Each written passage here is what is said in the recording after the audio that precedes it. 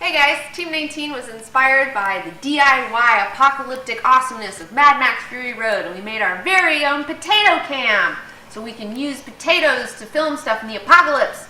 A lot of people have been complaining about the quality of our videos lately, but you know what? I think this is great quality for a potato and you can shove it. So let's get into it. Mad Max Fury Road, I finally saw it, got a chance to see it this weekend. It knocked my socks off. I had the best time watching it. Oh my gosh. And the reason why I didn't immediately go out and see it is because I had seen it a year ago in like this weird Nielsen screening. I randomly got into one of those deals and I saw it like when it was not completed, obviously. A lot of the CG wasn't done. The soundtrack wasn't in there. And it just like, when I saw that version of it, I was like, I don't know if this movie is going to be that great. And then I went and saw it again. I was like, oh my god, they fixed everything that I had a problem with in the year since I've seen it. I was very fucking impressed. And I think a lot of it has to go to the soundtrack. Before when I saw it, it's like the scene just kept going with the cars and there was no rhythm to it, you know? And this fucking amazing soundtrack that they got for these car chases is just perfect. I mean, it's like they got to recut and re-edit everything to this music. And it just was like really tight and just like put you there, and it was just so fantastic. I don't think director George Miller could have had this movie come out at a better fucking time. This movie came out perfect timing. George Miller is a professed lover of practical effects. I mean, that dude loves making shit that's really there. All those cars, you know, all the ridiculous like weapons and prosthetics and stuff like that going on. It's like it's mostly practical, which is totally awesome. And it just goes to show you, like, this movie, especially compared to fucking Tomorrowland, which is like a CGI fuckfest, this movie shows you how awesome practical effects are, you know, just to the nth degree, you know.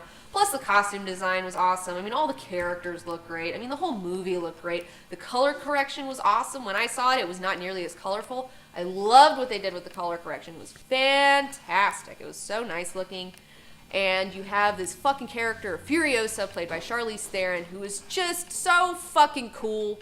Like, it's just so great. It's to get an awesome, badass, believable female character in a movie. And this movie is really her movie. It's not Max's movie, which is how it should be. Max never really, he always just gets caught up in other people's bullshit, you know? Like, that's how all the other movies have gone. Like, he's just on his way and he gets caught up and then whatever. And this movie continued that tradition, which I thought was great.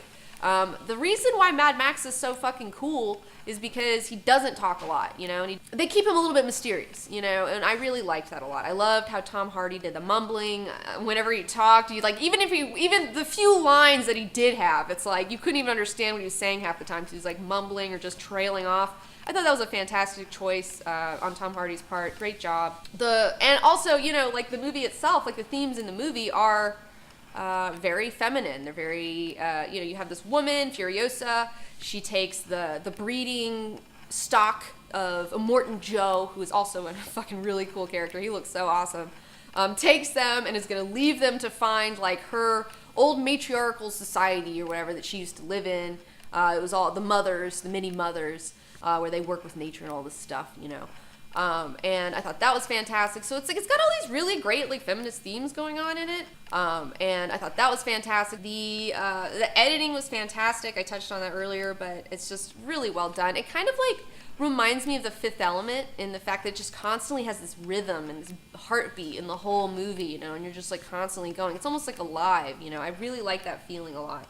Also, the world that we're in, Mad Max world, this post-apocalyptic world where, you know, nuclear radiation and economic collapse and war has just destroyed everything. There are no resources, you know, there's not a lot of gasoline, there's not a lot of water, there's not a lot of food. Everyone's fighting all over these things, and I really enjoyed the Citadel and being in the Citadel and seeing like this weird fucked up world. And one of the only criticisms I have of the movie is like, I wish I could know a little bit more about the Citadel. And one thing that I noticed was cut from when I saw it earlier, and this was a scene that I liked that, you know, I'm sure it'll be on the DVD, but when you first go to the Citadel and you see all the 99% people and they're getting their little water, you know, and they're just brown and dirty and disgusting, there is a woman from this group, and she has a baby, and she goes up to like one of the war boys who's like being lifted back up on that little deal, and she's like, "Hey, I'm a mother. I'm lactating. I could be a a mother's milk lady or whatever." And he's like looks at her and he's like, "Ah, you're too old," or like she's got lumps or something. Like, "Yeah, you got cancer. We don't need you." And then she's like, "Well, then take my baby. Take him for a war boy," And he looks at the baby and he's like, "This fuck thing out of here," and like throws it back at her. And I thought that was really great because it showed where the war boys come from. They come from all those people on the ground, and they donate kind of their children to Immortan Joe for his army because they think that will be a better life for them. And it kind of is. And like that's how fucked up this world is. It's like that is a better life, being a crazy war boy, which is pretty rad, super rad. I really enjoyed too the idea that you have like separate towns, like each town kind of does something. Like you had the bullet farmers who make all the ammunition. You have Gastown, which I assume makes guzzling, and then you have the Citadel, which I guess they make like have food and water or something. So like they got like an alliance going on where they kind of work together and supply each other with things that they need. I thought that was a really awesome idea, and I loved when they all are going after Furiosa. And you have the guy from the Bullet Farmers, and he's just like, all this over a family squabble, It's like, we don't, because they know that they have limited resources, but it's just like, like, Immortan Joe's got to get his bitches back, It's like, he just won't rest. And he's willing to get rid of all the bullets in order to get them back. So let's get into the characters for a second. I really enjoyed the idea of the War Boys.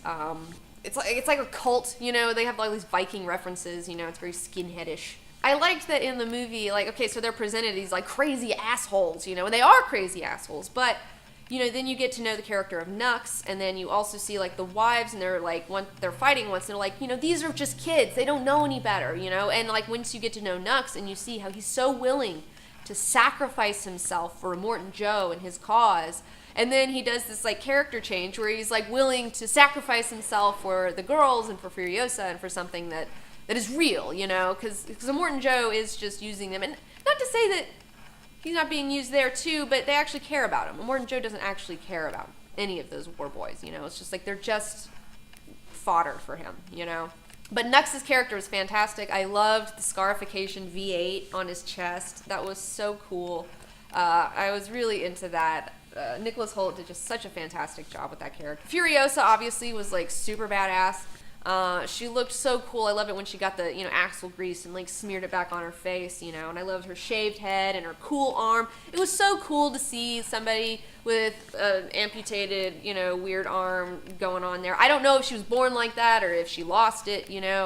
Man, like I love that scene so much where Mad Max, he's got that big gun, and they have like 3 shells left, and there's the bullet farmers are coming for them, and they see the light in the darkness, and like Max is like taking shots, and he's missed twice, and they only have like 1 more bullet, and Furiosa comes up behind him, and she's just like she's like even doing like the pose of how she would hold the gun, just like, but she's trying not to be rude and say anything, but then he's just like, fine, take it, and she like steadies it on him and shoots out the light, which is like super awesome because like that's one thing, like as a girl, I see in movies a lot when they're trying to, I feel like a lot of movies pander to girls in a lot of ways where they're like, oh, we're gonna show you Mila Jovovich, she's gonna kick everybody's ass, and she's fucking 100 pounds, and like that just seems like condescending to me. It seems pandering. Whereas with Furiosa's character, it's like a woman would be able to shoot a gun just as well as a man, theoretically speaking. Like, I believe that. Like, it's yes, like, she would be able to shoot that gun just as good, if not better than Max. It didn't seem like condescending, it seemed realistic. And just and I loved how he was just like, all right, take a shot, and she did it, and it was awesome, and like, they just didn't talk about it again. It wasn't a whole thing, there was no ego involved. It was great. I really liked that scene a lot. Let's see here. Mad Max, I talked about him a little bit earlier, but Tom Hardy, good job, love it. Keep going. I'm kind of hoping to see another one of these movies. Although I don't know. It's like, how are you going to top this one? This one's so good. Like, Immortan Joe, obviously, he was super rad. I loved his look. Just, man, that face mask was so cool. Like, I don't know exactly what's wrong with him, but I love that weird respirator thing, and then the hood that would come up and, like, breathe for him and stuff. It was, like, super rad. It is funny. One thing I noticed, I was looking at IMDb of the cast. The guy who delivers the baby, he is billed as the organic mechanic. So I think it's really cute how in this future everyone's a mechanic, even a doctor. He's not a doctor, he's an organic mechanic, I thought that was a nice touch, Also, you gotta talk about the Doof Warrior. You gotta talk about the dude with a guitar, blind dude. That was just so over the top and ridiculous and everything I needed in my life.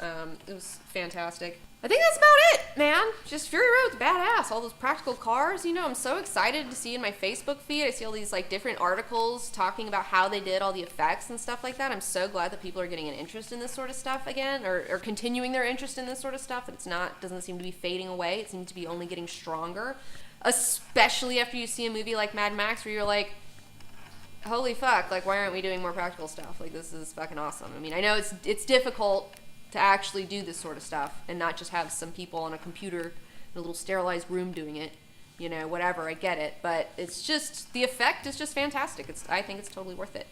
So I highly, highly recommend going to see Mad Max Fury Road. Let's give this movie all of our money. It's the best thing at the box office right now, at least in my opinion for me. And it's also kind of not doing well. I mean, like Perfect Pitch 2 beat it at the box office. And that's the thing that I feel like a lot of people don't understand about movies is we are the ones who fund movies. It's not the studios. It's us. So because the thing is, studios are terrified, okay? They're shitting their pants all the time. They don't know what the fuck to do, okay? These assholes are just terrified all the time because they're sinking $200 million into movies and stuff. I mean, that's terrifying. That's really scary to make that sort of commitment.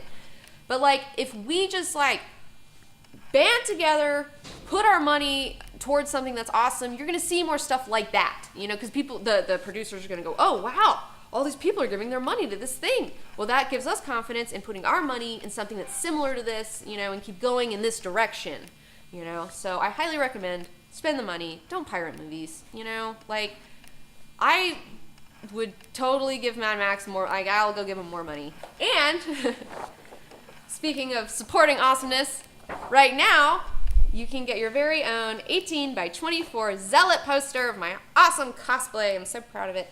You can get it personalized, signed, and kissed for $40. You can go to our store. It's cbg19.bigcartel.com, and there'll be a link in the description. But yeah, definitely check this out. Help support our show so we can make more awesome stuff for you, too. And we are shooting on a potato cam today because we were hard at work funneling all of our sexy cameras and editing into our Epic History X-Men Volume 2. We're shooting for mid-June. Stay tuned. We'll let you know how it goes. It's been touch and go, but got the tiger by the tail. We're going to talk all about the Phoenix. Dark Phoenix is going to be rad. Press your friends at parties. So that's it for today. Thanks for watching.